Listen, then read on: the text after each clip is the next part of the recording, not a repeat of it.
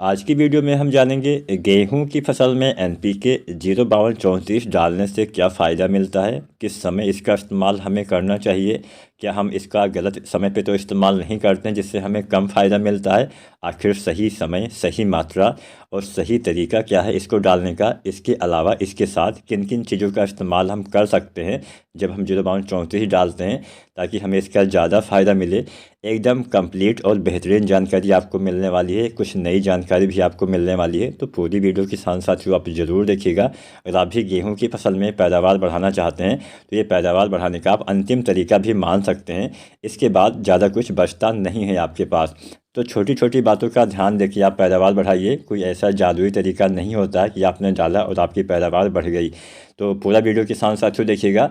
और SRJ किसान channel को सब्सक्राइब नहीं किया है तो आप सब्सक्राइब भी करिए, वीडियो को लाइक शेयर करिए और कोई भी जानकारी चाहिए तो आप कमेंट करिए। इसके अलावा किसान साथी आप हमें नीचे कमेंट के माध्यम से ये भी बताइएगा कि आपकी गेहूं में क्या बालियां अभी निकली हैं या नहीं निकली हैं, ताकि हम आगे उसी हिसाब से वीडियो बना सकें। तो चलिए जानते हैं NPK 05234 के बारे में। ये घुलनशील जो है उर्वरक होता है, NPK होता है। इसके इस्तेमाल से दो तत्वों की पूर्ति होती है। इसमें नाइट्रोजन नहीं होता है, 0% होता है। इसमें फास्फोरस होता है 52% और इसमें पोटास की मात्रा 34% होती है, यानी 34% पोटेशियम 52% फास्फोरस इस NPK में पाया जाता है। इसके अलावा ये काम क्या करता है अब हम ये जानते हैं। इसमें जो फास्फोरस होता है, फास्फोरस के बारे में एक बात आपने सुना होगा, ज़्यादातर लोग यही जानते हैं कि फास्फोरस जड़ों के विकास में सहायता करता है। लेकिन फास्फोरस के दूसरे भी बहुत सारे कार्य हैं। दाने के बनने में फास्फोरस अहम योगदान करता है। कैसे करता है? फास्फोरस दाना बनते समय यानी बालियों के विकास के समय, जब बालियां तने के अंदर विकसित होती हैं जिसको हम गबोड़ अवस्था बोलते हैं, उस समय क्या काम करता है कि ये फास्फोरस आपकी बालियों तक भोजन को तेज़ी से पहुंचाने का काम करता है, ट्रांसपोर्ट का काम करता है, जिससे आपके पौधे में बालियों का विकास बहुत ही अच्छे से, बहुत ही बेहतरीन तरीके से हो पाता है। इसके अलावा जो इसमें पोटास होता है, पोटास भी आपके दाने के विकास में, बीज के विकास में सहायता करता है, जिससे दाने आपके अच्छे से आते हैं, बालियाँ आपकी स्वस्थ आती हैं, भरी भरी बालियाँ आती हैं, अच्छे से दाने आते हैं, तने को मजबूत करता है, पौधे में प्रकाश संश्लेषण में सहायता करता है, पौधे को तने को मजबूत करता है, जिससे फसल गिरती नहीं है, फसल में बीमारी लगने की क्षमता को बढ़ाता है, जिससे जल्दी बीमारी का अटैक नहीं होता है। मौसम की विपरीत परिस्थिति को सहने की क्षमता भी पोटास जो है आपके पौधे को प्राप्त करता है। तो पोटास के बहुत सारे कार्य होते हैं। पोटास भी एक आवश्यक तत्व होता है। पोटास की कमी होने से दाने का भराव सही से नहीं होगा, बालियाँ छोटी पतली कमज़ोर रह जाती हैं। तो 05234 के बारे में आपने जाना, इसमें फास्फोरस और पोटास होता है जो आपके बाली के विकास में सहायता करता है। आप सही समय जानते हैं। गबोट अवस्था में इसका इस्तेमाल किया जाता है, या गाबे की अवस्था बोला जाता है उसको, या गोब की अवस्था बोला जाता है, या गर्भावस्था बोला जाता है। यानी जब शुरुआती समय होता है बाली के बनने का, जब तने के अंदर बालियाँ होती हैं, जब शुरुआती समय होता है बाली के बनने का। अब इसकी पहचान कैसे करेंगे? जब आपके जो पौधे के तने होते हैं उसमें थोड़ा सा मोटाई, थोड़ा सा गोलाई आने लगे, तब समझ लीजिए कि बालियाँ तने के अंदर बनना चालू हो गई हैं।